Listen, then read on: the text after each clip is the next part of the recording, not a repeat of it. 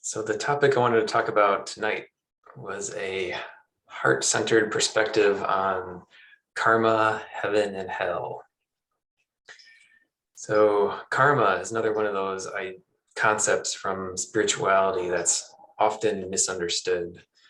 And we often tend to think of it as sort of a cosmic justice system, right? Where we do something wrong and then the universe punishes us by making something bad happen to us. And it can seem like that's what's happening, because it can seem like in our lives we do something wrong and then something bad happens to us. But it's not this tit for tat punishment system. It's more like, my teacher used to say that karma is just your state of mind in any given moment. And so when we make a bad choice, when we do something that hurts other people or hurts ourselves, on some level, we're aware of that. And it makes us feel bad about ourselves, whether or not we're consciously aware of it, or even if we're just subconsciously aware of it. Anytime we cause pain in the world, whether it's to other people or to ourselves, we feel bad about that. And if we make lots of bad decisions, if we're caught in some self-defeating patterns where we cause a lot of pain for ourselves or other people, that starts to accumulate in our subconscious. We start to feel really bad about ourselves. And then we actually start to manifest situations that reflect that bad feeling back to us. And that's how we create situations for ourselves that cause us pain back. Is kind of, we wind up subconsciously punishing ourselves for what we've done. So karma is not the universe punishing us. Karma is ourselves punishing us for the things that we perceive that we've done poorly, for the bad things that we've done in the past. And I have an example from my personal life. I've talked before about my early romantic life, how I would get infatuated and rush into these relationships and fall madly in love. And then after a few months, promptly the infatuation would fade off and I'd fall out of love, and that would cause lots of pain for everyone involved. Even once I became aware of this pattern, I couldn't seem to help myself. I'd still rush into these relationships knowing it was a bad idea. And then the same pattern would keep playing out, where the infatuation would fade and then I'd want out of the relationship. And so over and over again, I just repeated this pattern and caused a lot of pain.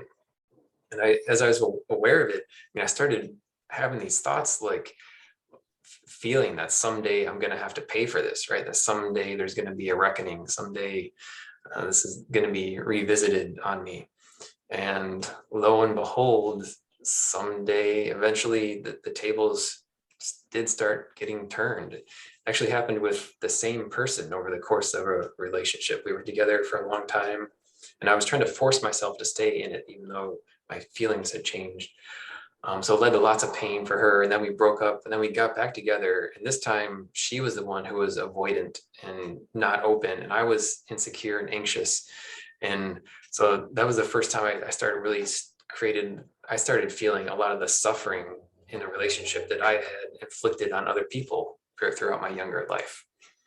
And that happened a few more times. After that, I kept getting this string of situations or relationships, or even not full relationships, but just interactions leading to a relationship, where I was experiencing all kinds of suffering and pain because I think I was manifesting these situations because I felt like I deserved it. And it kind of did make me feel better in some sense to go through this suffering that I inflicted on other people, because I knew I could understand what I've done. And, it made me feel like I was paying for the mistakes I made earlier. So that's just kind of one example of how we can create these situations. And in retrospect, I noticed in those relationships, at the start, I would say and do things that signaled that I wasn't ready for a relationship. And then I would be hurt and surprised when the woman didn't want to get into a relationship with me, even though in retrospect, I was sending all these signals that I wasn't ready for a relationship. So that's just one way that we create these situations to bring us the punishment that we think we deserve. And this kind of can also, this karma, you've heard it playing out in a single lifetime, but it also kind of can extend from lifetime to lifetime if you believe in that idea of reincarnation. So the idea that we have about ourselves when we leave the body, the opinion deep in our subconscious that we hold about the life that we lived, that influences our soul's choice in coming back into another incarnation. So I think this is an interesting way to think about the idea of heaven and hell. So if we go through life living what we believe is a sinful life, then our souls can choose to reincarnate in a hell world here on earth. And there's plenty of examples of hell on earth right now. I mean, if you look at countries like the Sudan or Syria, I mean, there are plenty of places to be born and live a hell-filled life with just strife, war, famine, disease, or even less subtly hellish lives, like just being born into an abusive family or abusive family members.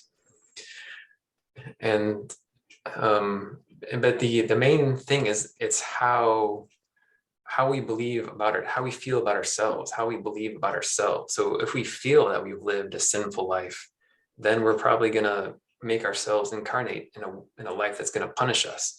But if we feel that we've lived a virtuous life, then we're going to reincarnate into a nice lifetime, with a good family, a supportive family, and a peaceful situation.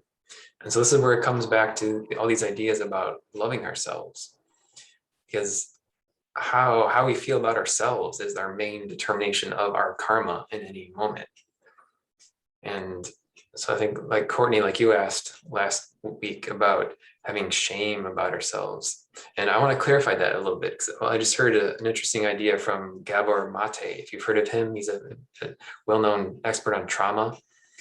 He said it's healthy to feel remorse for our actions. So when we do something bad and hurt people, it's a good thing to feel remorseful about those actions, but it's not helpful to feel shame about our being for bad things that we've done. So do you see the clear distinction that it can be appropriate to feel remorseful for the things that we've done, and that remorse can help motivate us to not make those same hurtful decisions in the future.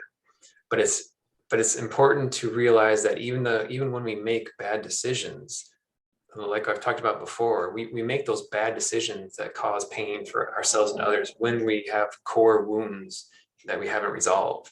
And so when we make a bad decision, it's not because we're a bad person, it's because we have unresolved pain that we need to heal. And the way out of it, the way to stop making those bad decisions, the way to stop causing that pain is to love ourselves more and seek out healing for those core emotional wounds.